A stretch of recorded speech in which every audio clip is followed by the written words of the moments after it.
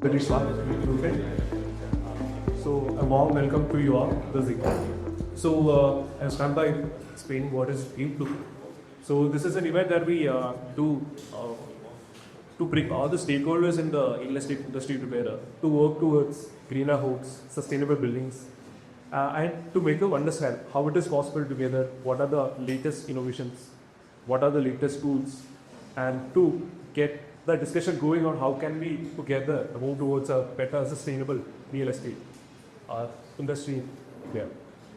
So this is the third edition of Green Blueprint, and this is a special one for us because we have brought together all the stakeholders in the industry together.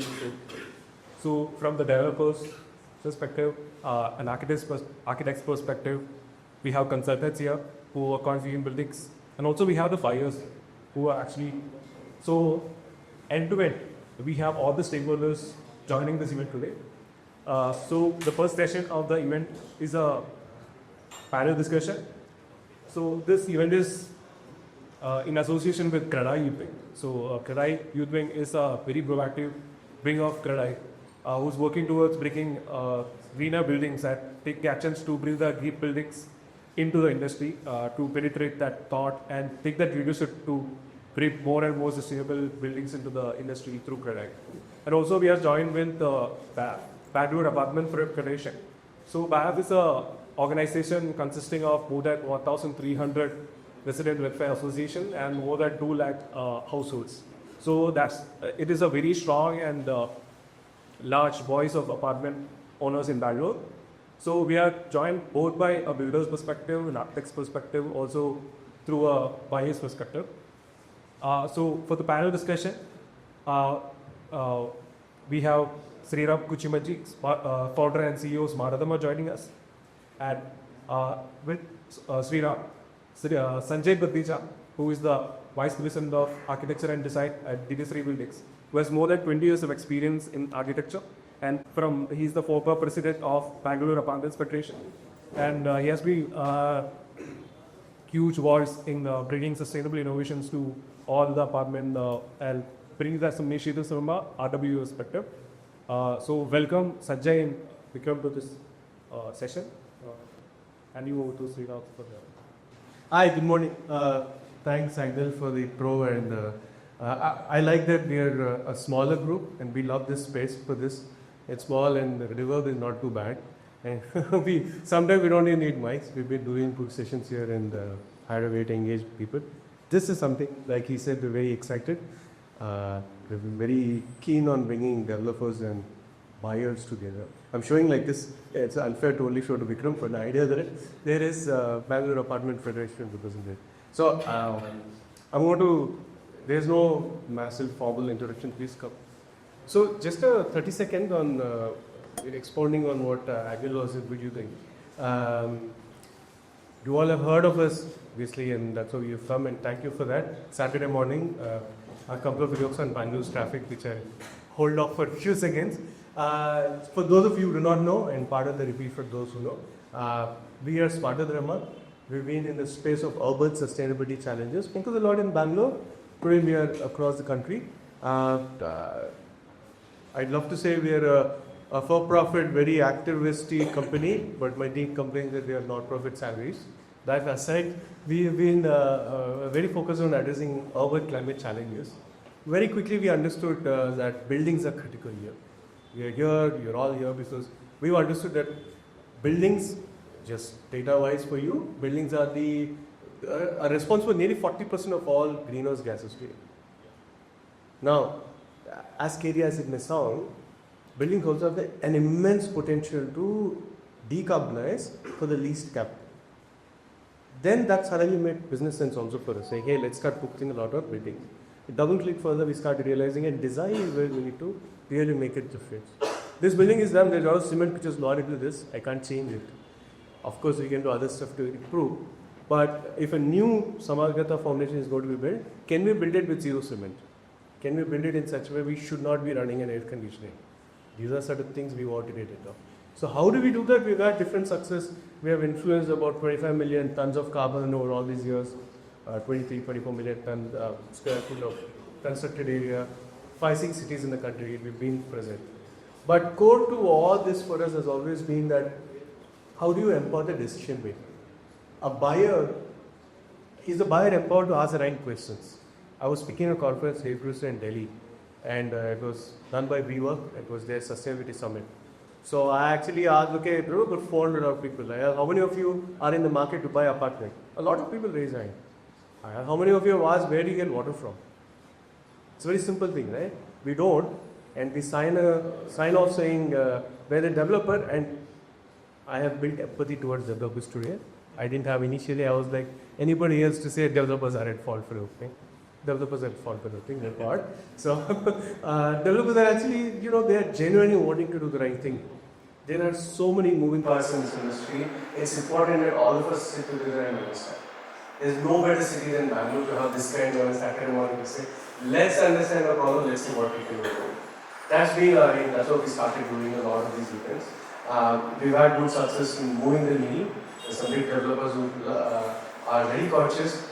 We believe that where we are today, in the market, in this industry, we are no more seeing a developer asking, why should I be sustainable? I think that tipping point is done. Now developers are asking us, what should I do? I'm willing to do the right thing. Tell me what should I do?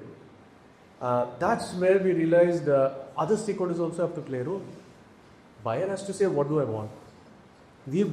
I have personally spoken to buyers when our developers have completed projects, when they're asking, water is a classic question. There was a project in Sarjapur where handover time I was asked to talk to them. They said, okay, can you, it's not Sarjapur, Varthur Lake, right? So they asked, okay, can you guarantee water? And once we explained what was done in the project and how you would be 20% better off water, not 80%. That was sufficient. They were starting to think, okay, so many tankers, less of purchase. This is the kind of advantage we have if we start talking in this language and give everybody. So with that background, this is what we do. My team was around. Smile more people, just raise hand. Yeah. Okay. So our aim was not to be more than the number of attendees. So I think we have achieved that. So with that context, today's panel, so the way we'll do also today is we'll talk for 30 odd minutes. This is not going to be where we three will claim to know everything and talk. Our idea is to actually make it very, that's why I said I like cozy small bases. We would like you to ask questions and we'll make it a more rounded discussion with that sense. After that, we have lovely sandwiches. I can promise you the best part of coming to this sandwich. It's very tasty. We'll do that, and after that we'll do a game. We'll play a game of, given a certain budget, how can we make something very sustainable? And want all of you to be involved. There'll be tables and all set, and my team will be there. We'll open it. Sounds good? We'll try to go back before traffic will be back. Oh, I have a traffic joke, but after this I will. To introduce, Agnel has introduced both of them. Vikram's one of the founding members of BAP, a good friend and fellow conspirator in trying to address bio-sustainability problems. And so when I asked Vikram, can you talk? He was here. Sanjay is a recent friend. We're working together and trying to work on decarbonizing built environment. Comes with a lot of passion, enough to listen to me speak on phone for 90 minutes about built environment sustainability. He heads DivyaSree's design, so we have the dark side represented by Sanjay. I'm going to ask him some questions, we discuss, and then open up, we talk, and then we'll go down. That's our approach. Feel free to stop and ask. There's no formal structure in that sense. First question to both of you, Pete, you can start. I think one of the most common problem we have in space is when we say what is a green building, in this room, two definitions are covered. There is no easy standard definition of what we need. Okay? I could say, I know where this light is not needing an air conditioning. So it will be great from which your architect hat and a developer hat. You can tell what is a green builder. Hi, good morning, guys. I don't know, he's made us an excuse for you guys to eat sandwiches. Okay. Let me just put this back in a very simple perspective. When you say green, what do you mean as green, right?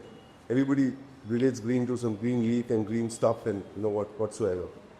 But I would say the least amount of effort put in to achieve what is earmarked as a vision, that's what I call as green.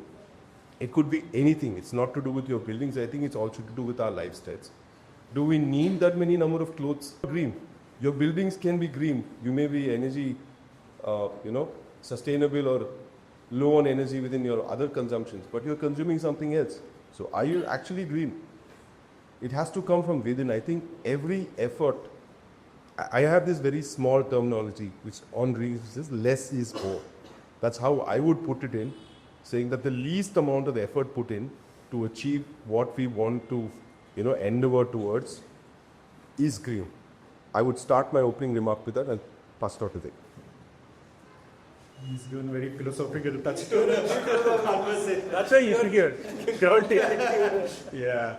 Hi. Thanks, Sriram, for having me over here. Like you said, very intimate space. So I like this format. I think we specific conversations. So what does green home, green building? So I will look at it from three different thematic lenses, basically, right? Which also very calm ki baat, short term, mid term, long term. What does it mean from a buyer's point of view as well? But I think it connects to what Sanjay mentioned, also event shift, right? While all the brick and mortar can tell you, give you data, but what does really a buyer think about from a green home point of view? What do I think about from a green home point of view? First thing is that does it give me peace of mind? Because today, whether you like it or not, a lot of conversation around greening, sustainability, climate, etc. is very heavily regulation and compliance driven. Right?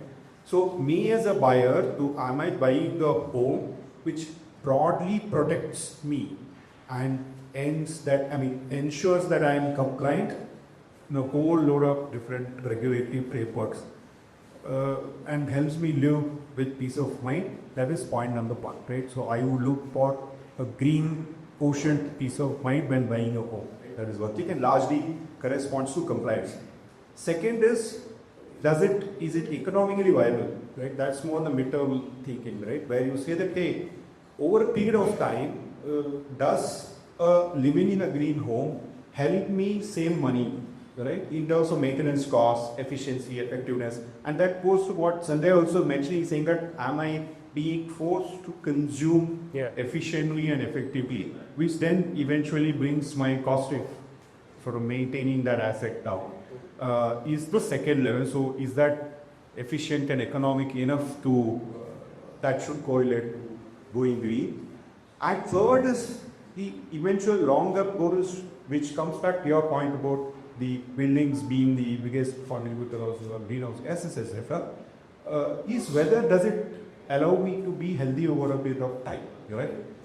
Does it have impact on metrics like health and well-being, etc. on owning a green home? For example, today I have a vitamin D deficiency. 20 years I've lived in a home which doesn't have direct sunlight, essentially, right? So those are all the things which are beginning to matter now to people. So I think about it that way. I think compliance, peace of mind, efficiency, money saved in maintenance, and third is does it have a bigger impact on health, well-being, and general sort of day-to-day life, like those three ideas would is where a green home will be over. Yeah, I actually like the peace of mind and also compliance, right? So, couple of things, Sanjay, I was going to ask you for. So, one of the most common problem we have is when a developer gets LOIC approved, they have certain metrics and standard which I want to integrate to. But I want to set context on this because this is a critical question. Where a piece of land is going to be converted into a housing or commercial building. Now there is only finite availability of resources at that site. Gets certain water, certain energy, certain capabilities to handle waste, etc., which, as we would call, carrying capacity. So, carrying capacity is a very challenging problem for India, given the sheer development pace we have, developmental pace. I don't know if you know this. The statistic is Bangalore is today 14.2 million people city. Any guess what is a projected population by 2030? 20 million. Vikram cannot answer, I don't know. But 20 million, right? Which means, imagine every year 1 million new people will come into the town. If 1 million new people are coming, now here's the other context. Today, 45% of the people in Bangalore, government has formally said, I cannot guarantee you fresh water. 45% of our population does not have. Now, BAF has done an incredible job in finding out the gaps in that. Right? They have come back and said that 70% of sewage water actually at some level can be reused. They've even broken down which parts of the city, how much is created, how much of it can be reused. And they've published it to the government and all. They've done this great job. It's out in the market, do check it out. Right? Why I'm bringing it up is, if you look at it, we cannot build a building in the pace at which Bangalore is growing in a sustainable way where it is self-sufficient. Carrying capacity is becoming a challenge. Now, in such a scenario, how do you design, right? So, in that context, again, it would be great for everybody to know how do these discussions happen in a developer's office. Typically, once a piece of land ups, if you can shed some light on this is how we are approaching, and this is, like I said, genuinely developers want to do the right thing. What are those conversations? What are the challenges you face? So, when does the term sustainability, green, eco come into the conversation? Actually, it's a good question. You know, I've done 20 years in this firm, seen this firm actually be straightforward developer to what we are today. I think it all started our journey when our clients, our corporate clients actually pushed us to say that your buildings have to be energy efficient. While our team or our ME team or our other strategy planning team were in the course of getting their buildings for years together, we actually didn't know that we were quite high on our measures. It was good that, you put in a plaque to a building, start raising the subject of saying I'm clean and this and that. We used to do that to basically, for our marketing or for our checklist going, that we can compete with, on a bid to get a corporate client. But over a period of time, we've also all realized that the problem, just bouncing off from his notes as well as remarks of Sriram, was that it's about the consumables which, the end user is suffering with, which is basically water and electricity, which are our main utilities. And these are our basic utilities which, as per Indian law, we cannot deny to anybody. Addressing these two very factors over a period of time in our office, and with the know-how within the talent pool, we work with designers or we even consultancy. In fact, even the buyers are becoming much, much more sensitive. We've seen the range of buyers and the know-how or the need of the buyers change over the last decade. There is a huge sensitivity which is actually bringing this as a basic culture into our planning right now. Earlier it was, do we need to do it? Do I need to rate it? What am I going to get out of it? Or so on and so forth. With the passage of time, we have now realized that it's better to prove to a customer that your building is going to be X% more efficient than a normal T, right? While he said there is 1 million plus people coming in, while the homes also in Bangalore are mushrooming, but today, how do you stand apart? How do you demonstrate? So we are trying now in our next couple of projects actually prove in one of the sales centers to on a wall saying that investing with us or working with us over a period of time, this is what is your saving, this is what is going to be your reality of life. See, we do our buildings, we hand it over to an association and we are done and dusted. We will get, panic calls, this is not happening, that's not happening. It'll continue to happen. It'll continue to happen. Yeah, there's no choice for both of us. They need us, we need them. But what are we leaving them? What is the legacy we leave? I'll go back to a couple of my earlier projects where we wanted to start water metering. Our buildings were done. Water metering was in a very nascent stage. We wanted to implement, it was 1,000+ homes. If you take the 1,000+ home, then you add 3.5 toilets with his kitchen. We needed close to about 5,000 wheelers. We didn't get the confidence from the integrator, saying that putting in this money either on a capex model or on a, on a subscription model, are we going to achieve what we want to achieve in the next 3 years where your systems work? That's a very important thing today when we implement a system, that putting it in today, I can hand it over to the association and move on. Are you guys good to get the real benefit of the system? Do we have real dependable suppliers or integrators to ensure what is promised or what is the motive of that particular system is delivered? I think we are evolving there. I will talk also against my integrators who sell us a story that was, why don't you put this in your projects? This is what is going to happen. We did a test and we miserably failed. Within a 3-month testing at our site office, we miserably failed. So we ignored that water metering for that particular project. Got handed over. This point was there as a part of the association formation. We put the ball in court of the association saying that you guys pick the vendor, you guys come back, we'll test. Right? They attempted it, they were failures, so the blame doesn't come to us. So you just like to say the dark side, so I'll talk about my bright side. I give you guys the authority to go and conclude. At the end of the day, if $100 has to be spent by my side or on behalf of the association, it does not matter if you want to do it. But I think they pushed hard because they had also their stake to defend. So they really jacked up that vendor. I think right now it's performing quite well. But it was a post-implementation. Right now, in a couple of our high-rise which are coming, we are doing water metering as a standard supply to the unit. You will get built. You don't pay your maintenance. I think the association can cut off your utilities or whatsoever. So there is a threat level also which comes. Everything has got a counter effect, right? So we've changed this whole dynamic of metering at the shaft. Some plumber will go to the shaft to repair something, he'll pull out that wire, you will not know what's happening. And more on water metering, because I think water is the hot subject right now, is if we have 50 people in the room and 50 people own their apartments, I can have a bath for half an hour. You have a bath for 5 minutes. You're paying for my bath, right? So when you start paying for your utilities, consumption naturally comes down. When anything is free, it's taken for granted.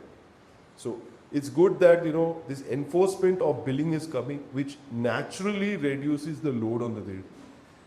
It's not to do about the developer is putting in water metering also. The counter benefit to that is you consume less. You are sensitive. So on this point, I would like to say that I was talking more on the water standpoint, but I think the eventual goal is if we can pre-use our sewage treated water to come to as good as to the kitchen, I think that's the best endeavor. We are ready for it, but are you guys ready for it? Sentiment, that's a very important question. What a point to raise. I was going to turn to Vikram, say, what do you want? And then pass it. So perfect times. So I want to open to the audience, but Vikram, can you set a stage by, I was going to say, can you, from a resident welfare associations, what are the top 3 pain points? You just enumerate, and I'd love to know others to speak also on that. See, those pain points have stayed the same for a very long period of time. There is no new answer to that at all at this market day. But the nuance around how that pain is being understood, appreciated, has changed over a period of time. So it is waste, water, energy. Right? It has been the same forever now. But I think what is happening in the last, so is my waste being picked up or cleared out of sight? Point number 1, that's the phase. Second is, am I getting uninterrupted 24/7 power? whether from grid, Yeah. UPS sites and assortment. Light should work, fat should work. Correct. Third is water. Right? Am I getting sufficient supply of water for my needs, all my needs? Yeah. Dare I say, more than my needs basically, right? Half an hour bath or so, 1%. Right? So that is the need, matrix of the need basically. But what has happened over the period of time is, and I think that conversation is much more relevant in Bangalore than other cities. I've seen this being more rooted, namely because of the efforts of all of you guys also, right? That the climate conversation and that impact on that is real now, right? Yeah. So people are now asking one level deeper questions around, oh, waste which I should segregate, at least where is my segregated waste going? Let me be aware, right? That one question. Water, if I have, if 70% of the water that I use, which is fresh, a minute back and 2 minutes later it becomes grey water, how it's just a 2-minute sort of transaction where it has now gone from clean water, potable water to grey water. How can you then quickly reuse that? Is there an opportunity for it to be reused?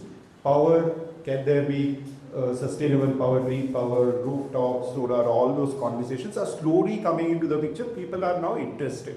So I think the needs have remained the same, but the nuance around why we need to look at green options, why we have to look at options which are efficient for various reasons has now evolved greatly. So we are having a conversation like this because that evolution is Yeah, over here. So, any question, comments, ideas you want to ask people? You know, in Bangalore, nearly 85 to 90% of the rainwater goes to waste. So we are taking on a more local specific rather than a third specific solution. You say he STP will solve the problem, or you might find just a very small micro scheme. I think Bangalore is a more macro solution wherein we capture the rainwater because we get ton of rainwater in Bangalore. If we just find a way, like how Tokyo found a solution to capture all that rainwater, stormwater drainage, main use capacity. They have the money to do what we do. Anyway, so you're asking macro versus micro. Yeah. How are we focusing? yeah, why is it? See, I get the developers who is up in that perspective. I think for city like Bangalore, any city in the 21st century, you require a more macro solution, like more Tokyo's where over China as spawn cities going. Yeah, actually, interesting question. Anybody related to that question? Otherwise, I'll ask Sanjay. You answer. That's a great question. I have been in a government forum trying to address this. We have most of us. We have most of our sites which are kind of in a watershed area. If there has been hydrology, all developments are actually going downhill now, right? There is no more uphill sites left in Bangalore. Everything is going downhill. So there is a huge potential to catch this rainwater. Catching the rainwater is very easy. How do you store it, right? What's the quantum of space which is required? How do we create the recharge? I don't think we can actually store it as much as we want to store it. There are other ecological issues which we are dealing with right now from a contamination standpoint within the city. The government has started doing whatever they tried to do with the K100 drain. They've done kind of remarkable in trying of transforming it. To get to actually use rainwater back from the grid system, I would say it's a time away. But I think zones, if now with the GBA coming in, hopefully some of those IAS officers are more sensitive to start creating these certain pockets and where deep recharges can happen. At least then the groundwater, which all of us are mostly dependent on, they can get fuel to, water your homes 24/7, right?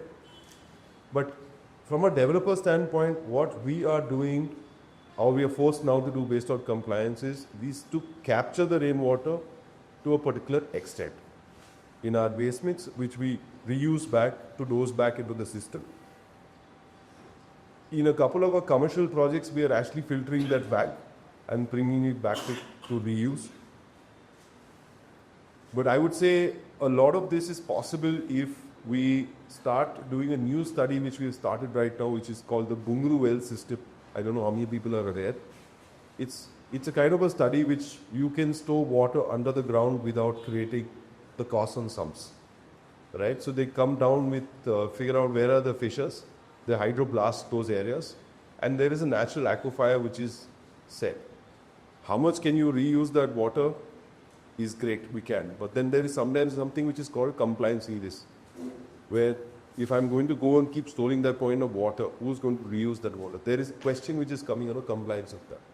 But until that really comes in, I think there is a ray of hope addressing your point. One is to create these sums naturally, create sponge ponds within our landscapes, ensure some of those landscapes actually flood during the rain. Anyways, we won't go into the rain to those landscapes. Let it flood, you'll get your own water body. But it's doing its natural effect of recharging. That's what we want. So your question is absolutely right. From a community standpoint, absolutely possible. Not a very high cost. It's just get the right technical know-how.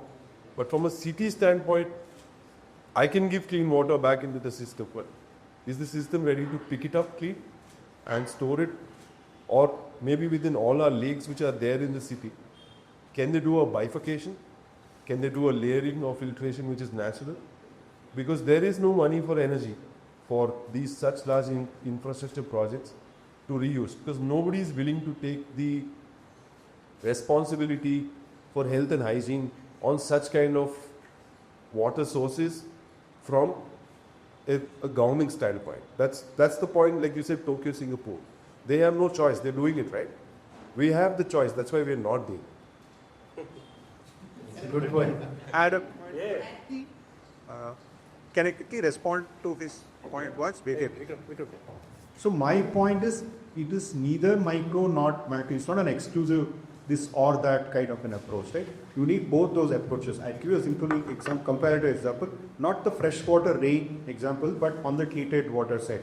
So last year because of some efforts of a bunch of partners at PF was also involved, we got a policy influenced by the government to say that now you can trade and sell treated water. So it attributed value to STP output treated water, right? So the government bought a policy on that basically. Subsequent to that, we actually signed an MOU with PWSSB where they said they will buy treated water from us for a certain price point, etc. Policy has come basically, right? Now, how do you then execute it and take it to execution on the ground is the next level detail, which is micro.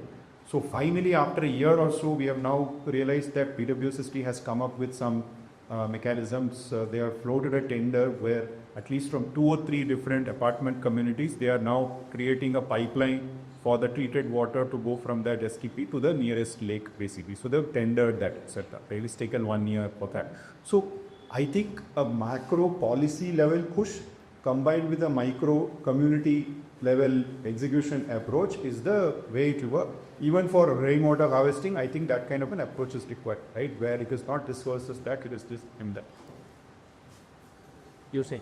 I just wanted to add what Mr. Sanjay said with respect to K100 and part of this project as a peer review consultant for this project. So it's really done a good job where we also address the sewage as well as considering all the lateral part of the rainwater which is going through or which is be closed by all the city development, and we don't have the facility to collect the water, wherein we can definitely collect in the secondary and primary plate to treat it, we are recycling it back. That is with respect to the city level what you said. Yes, it is local and it has been working now. We keep working as one sample is done, it is doable. And coming to individual homes or the development and part of roadland management at PH department. So here again, most of our projects we are trying to go with the net zero, wherein we are utilizing 100% of rainwater much possible because we have more of green in our projects. At the same time, whatever the rainwater we collect from the rooftop, it's for amply work for all the developers. We can definitely have it collected with basic filters, and then collect this water and use it back to domestic, which has been possible and we have been doing it. So that's something which all the developers can start adopting because of the scarcity of water and depletion of the groundwater, which can be definitely adopted with. And what Mr. Vikram was saying, accordingly, like all the wastewater treated can also be utilized back So which we are using for irrigation and flushing as a common for most of the builders. And if at all we segregate grey water, which we have done for one project in Chennai, grey water is also been segregated from black water, and we can recycle this and use it back for the washing and bathing purposes, and the black water for flushing, which can help us to have the natural, reduce the natural resources utilization, and have the project to be self-sustained, where we can almost 70 to 80% of water can be self-sustained, and only the drinking and kitchen purpose we can utilize from the natural resources. So this could help all the developers to say the end users, yes, we have the complete water in our project which is self-sustained. So that is something which the approach could be, I think. Thank you for sharing that.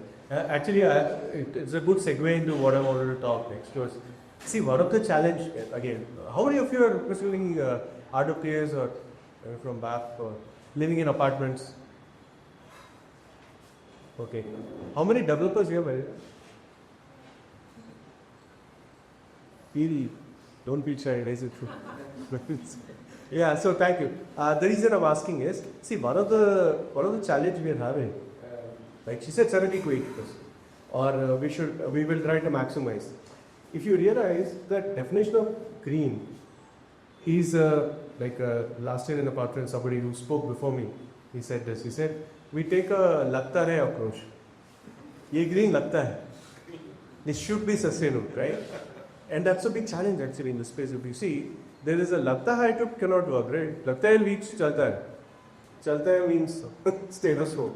So we can't do that. One of the things we learned a lot, and this has become bedrock to is how Smarter Dharma takes sustained videos, is how can we bring tangibility to the, pretty much everything can be measured. Sanjay and I were chatting the other day that, okay, can we take very, very specific goals? We talked about carrying capacity. Now we realize we cannot be self-sufficient. It's a very tricky thing. The higher the building, the more difficult it is to become. But then can we work around certain things? Just to throw a data point here, because water seems to be a focus in ePay. So you are seeing Bangalore flood. We all are seeing. Last week I was presenting at Brigade. I showed September 16th flooded ORR photo. So they were asking which year. I said every year. So the point is we are flooding, right? Do you think rains have increased in Bangalore? No. Actually, end of the year, we still get the same amount of rain. The change has been the duration of the rainy season. What used to be about 65 odd days has shrunk. We're in the 30 odd days. Which means that algorithms used by MEPs of the world who are trying to design rainwater plan have to throw their old algae and now get new ones, right? So that level of tangibility has to be taken, and we have to constantly be evolving with climate action. So Pushan, Sanjay, towards you actually, it was a couple of examples of how much of numbers and what goes into that. It will be great for buyers and all of us to understand that there is a thought on water and there's a numbered approach.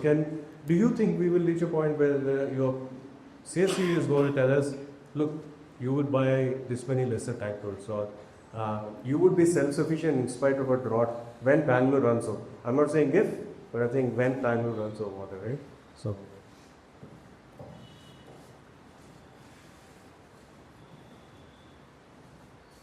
So you raised 2 points. One is the flooding and one is again, I don't know how much of that is an interrelated context, sorry. That's why you heard we have shed light on if it is interrelated. Right. So let me put a point on the flooding. I think, my co-developers in the fraternity, we face challenges in our buildings. Not that our buildings are not capable of handling the high pressures of rain, but the flood story, what is the main issue about Bangalore flood? That's the most important point put back to the table. Because at the end of the day, it's you, the end users, who are actually facing the brunt, and the blame game is going all around. While development keeps going on, the amount of absorption into natural earth has reduced. So that many more lave services.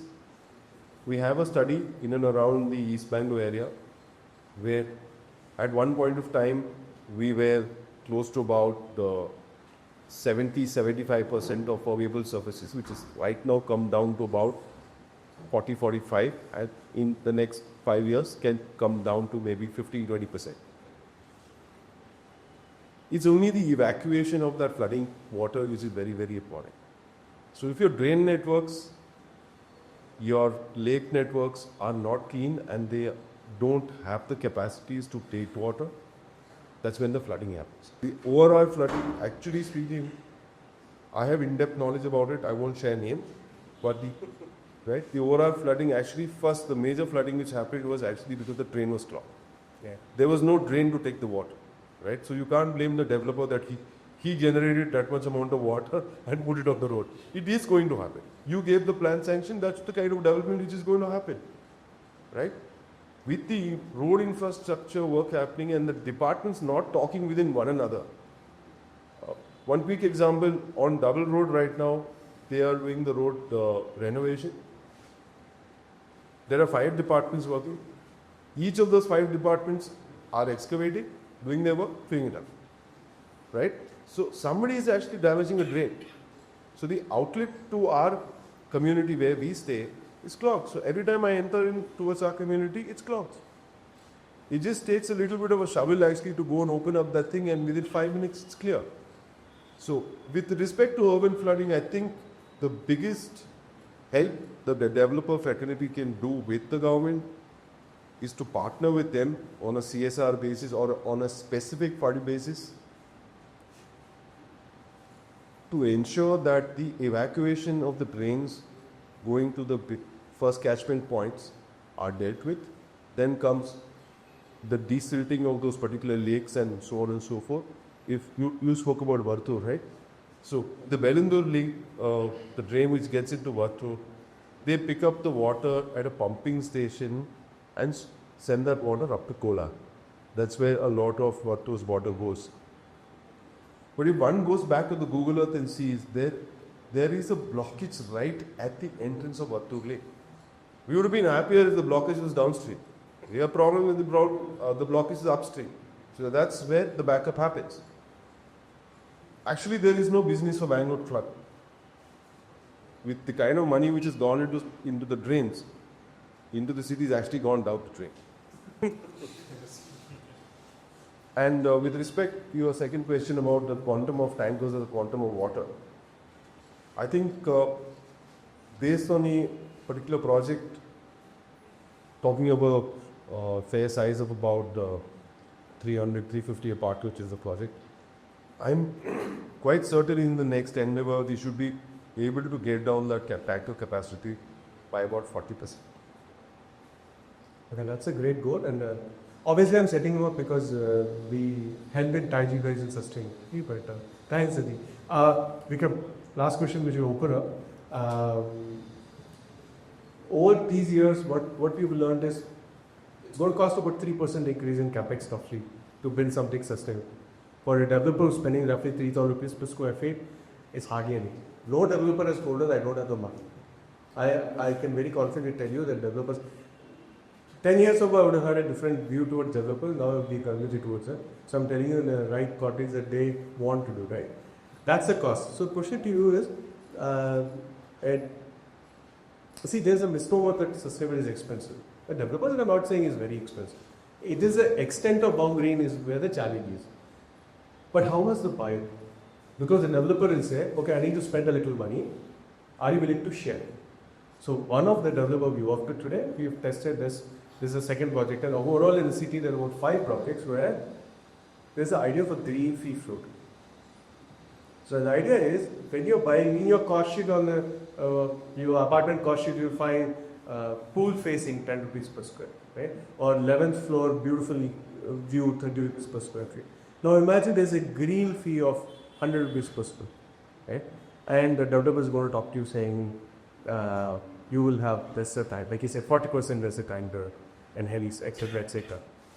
How willing do you think we as a society, barely to start with, but if you have larger contract, is a buyer aware, conscious, and willing to spend with it? I think if you were to frame that sort of expectation in terms of a term like green fee or something like that, it's not going to apply, right? I can tell you that. Because as a culture, as a society, we are very anti-fee, anti-cess, anti-tax, etc. First thing that will come to our mind is to say that why are we being loaded with this, etc. Right? So I don't think so. That's the right approach to take it. Having said that, is there a growing value perception towards sustainability, towards greening? Yes. For the reasons that I mentioned, because there's much more nuance. Especially, I think, in South India, in Bangalore, etc., there's a greater level of potential acceptability for various reasons. I think if you were to set the premise to say that, hey, today, if you pay slightly more premium for buying an asset, you will actually save, right, so much more money.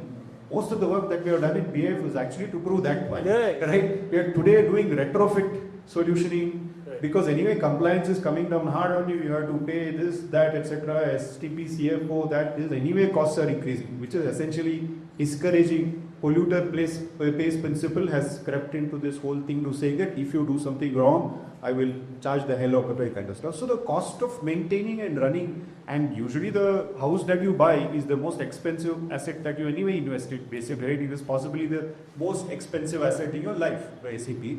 So when you say that it might cost maybe 2 or 3% more for actually greening the asset, I'm sure that the savings that you can get on that green asset over a period of 10, 20 years till its lifetime will be much comparably higher, right? So I think the framing of that pitch should be in that context, and not in something saying that will you pay a green tax or a green charge or a premium fee for buying, etc. Right? Because I'll tell you today, both the buyers and the sellers are not still at that level of evolution, right? In fact, yesterday there was huge one-page ads of a developer who's put in all some Dubai-like glass facade. All those kinds of terminologies are there in the ad over there, basically, right? Nobody's talking about green. So it's both sides of the equation that they are not prepared for it. I think there's a huge role for people like you to play, saying that it is pure ROI. In my previous company, Chatwa, we had an adage which should say that you measure to not prove, you measure to improve, basically, right? That should be the goal, right? At the end of the day, to say that, hey, how can you show through p-value for people that it makes sense to invest in green properties? I think that will solve your further question that I was. I think that's a great point to open up to everybody to ask. A couple of points, but thoughts on that? I think green key, the idea of tangibilizing sustainability. I have a question regarding flooding of the roads and all, right? If every project in Bangalore would make sure that not a drop of water leaves their premises, it is possible. You're spending on your road project. Then where's the question of flooding of the roads? Then the amount of water coming on the roads goes down by maybe 90%. If you see the surface area of the roads, compare it to the surface area of all the other developments. So at least the projects that I have done, I mean, that was the first quality, that we don't want a drop of water to leave our premises. If you can figure that out, then the amount of water coming on the road becomes, and it can be retrofitted also. It's not like you're putting up a new project, so you have to do it, and I've got so many projects and I don't do anything. I can retrofit all my projects, make sure that not a drop of water gets out on the road, and everyone does that. The flooding problem is solved. It's solved like it works both ways. There's no flooding, and your water table comes up because you basically bring rain water, which is like the cleanest form of water, back into the earth. And this is a suggestion. No, it's a valid point. I think we covered both of those points. I think you covered that in a complete circle. We spoke about capturing how much of water we could in our projects, sponge areas, and creating those sumps and natural dips at stuff to recharge, and also the evacuation. You put everything that we should have a better effort to be more sensitive towards capturing as much as we can capture. Your point is, I think. Can I add a quick perspective to that? I think the more, he gave some projections in terms of how much population, 1.4 billion, 14 million to 20 million by.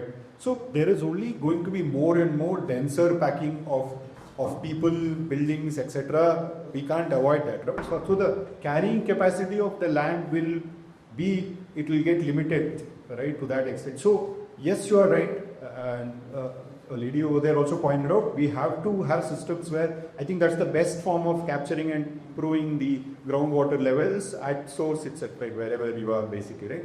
But the bigger problem to flooding, in my mind, is two things, right, which Sanjay already pointed out, right, where the drains being clogged is a big issue. Of course, that's a solvable problem. But the other bigger problem, which I have on record, where people have told from the Pollution Control Board, have referred to the C&D waste, which is being where does that go? So today we don't have a proper C&D waste policy. But the policy has come, right? April 21, 2026 onwards. Okay. Every developer, EPR is going to guidelines, yeah, correct. So now the policy has come in, because earlier there was no clarity in terms of where does that C&D waste go basically. Now what has happened is that C&D waste has been from point K to point B, which is maybe 15-20 kilometers down the line. It's at that lake boundary somewhere, dumping. That is what also has created a big problem. Today 6,000 tons of C&D waste every day is going out. And where does it go? You should know. Right? I will ask you the question. Right? Where do pillars send that 6,000? I will let you know in private. Yes, that's the answer, right? So I'm not blaming. It's not a you versus me conversation, right? We have to address this problem basically to which is why I also made the point of it's a macro and a micro. The policy should drive the conversation on what happens. The truth is that the population will go from 14 million to 20 million. Are we prepared for it? Do we have policies to handle it? That is the question here. So what I want to say is, there are certain things we can do independently where we don't need a government policy. 100%. We start working on stuff where we don't put I don't put it on the next guy. 100%. Turn out with it. If all developers and all buyers think like you, we send off. No, absolutely. Back on basically. And let's start working on what we can do. I just had a quick comment on what he mentioned about multiple agencies interacting with each other. A couple of years back from BF, we had gone to meet the then Chief Secretary, Mr. Ravi Kumar, who is now the KERC chair basically. Right? So we had a bunch of issues where we said we have to go to BWSSB for something, KSPCB for something. They don't talk to each other. There is no interdepartmental communication, etc. You know what his response was? That is my problem, Ahmed. so, sir, please give your numbers. I'll add you all on WhatsApp. Governments function in a certain manner. We'll have to work around that. I agree. And in fact, I want to close. My team's been, everybody's doing this to me. So time is of an essence, and there's an exciting game also to do. But I want to conclude on two things. I strongly believe in what all three actually are saying in different words, which is policy is not here to foster innovation. And some of these are innovation. We need to do it. There is enough. Please, especially developers, please do not use the word pilot. Please do not use the word we'll try it. Every solution we talk, pretty much any expert here, and Vikram can attest to this, there are enough ideas already well tested. It's time to mainstream. What we are interested in is mainstreaming action. And the last thing I want to say, please, in the whole point of this kind of group come is to interact, and like I said, challenges are there. But just 30 seconds, how many of you know when was the first time climate change as a problem was spoken? 1912. 1912 in New Zealand, in the newspaper, a small clipping was done. 1952, the first booklet about industrialization causing carbon in the atmosphere. 1984, a book called Silent Spring by Rachel Carson. It's a minor book. A lot of us have changed our careers because of that. That book was written. 2001, a movie called Inconvenient Truth was made. Those folks who lived in the US, you would attach to it and then watch it. Our own Dr. Pachuri was also involved in that. It was a fantastic movie. It was a big change for me watching. Russia goes to Antarctic. They dig 5 kilometers down. They take the ice core. You know, the previous ice age happened 15,000 years ago. So they took out that ice core at 5 kilometers depth to see, as the oceans are warming and ice is melting, how much carbon is sequestered. And they started seeing how much carbon is coming down. I wrote an article, my team was saying it was a little too dense and too scary, discouraging. We said that if at this instant the entire humanity is wiped out, it'll like 50 to 60 years before carbon levels start coming down to the level we. Why I'm saying all this is, we're talking pittance in terms of money needed to make sustainability a reality. But we are playing with climate as a problem at such a massive scale.